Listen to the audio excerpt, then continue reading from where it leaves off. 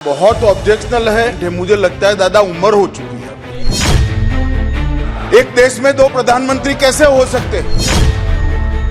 लोकसभा का शीतकालीन सत्र चल रहा है। इसी सत्र में गृहमंत्री अमित शाह का रौद्र रूप देखने को मिला। दरअसल संसद में कश्मीर से हटाए जा चुके अनुच्छेद 370 पर बहस चल रही थी। कुछ राजनीतिक दल अभी भी अनुच्छेद 370 की वापसी के सपने देख रहे हैं। ये राजनीतिक दल जब मन करता है 370 पर बहस शुरू कर देते हैं।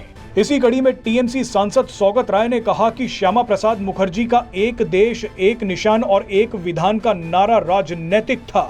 सौगत राय ये दिखाने की कोशिश कर रहे थे कि श्यामा प्रसाद मुखर्जी राजनीतिक फायदे के लिए कश्मीर की भारत में संपूर्ण विलय की बात कर रहे थे।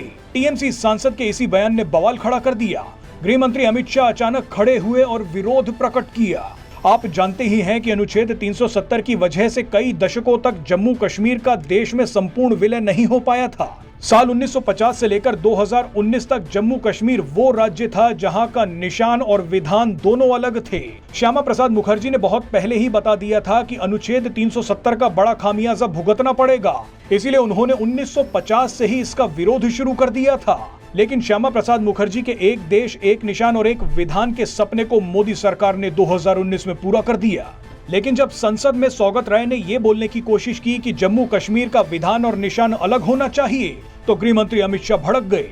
गृहमंत्री अमित शाह ने कहा कि एक देश में दो प्रधानमंत्री और दो संविधान कैसे हो सकते हैं? एक देश में दो झंडे कैसे हो सकते हैं? देखिए अमित शाह ने गुस्से में क्या बयान दिया। मैं जो कॉलेज में पढ़ाता था वो श्यामा प्रसाद मुखर्जी के नाम में है।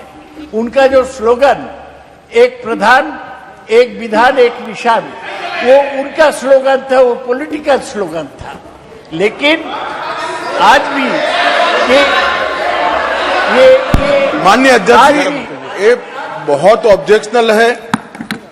इस एक देश में एक निशान, एक प्रधान और एक संविधान, ये पॉलिटिकल स्टेटमेंट है। मुझे लगता है दादा उम्र हो चुकी है।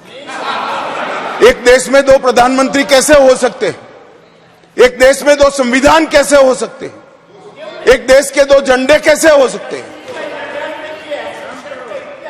वो गलत है। जिन्होंने भी ये करा था उन्होंने गलत किया था। नरेंद्र मोदी जी ने इसको सुधारने का काम किया।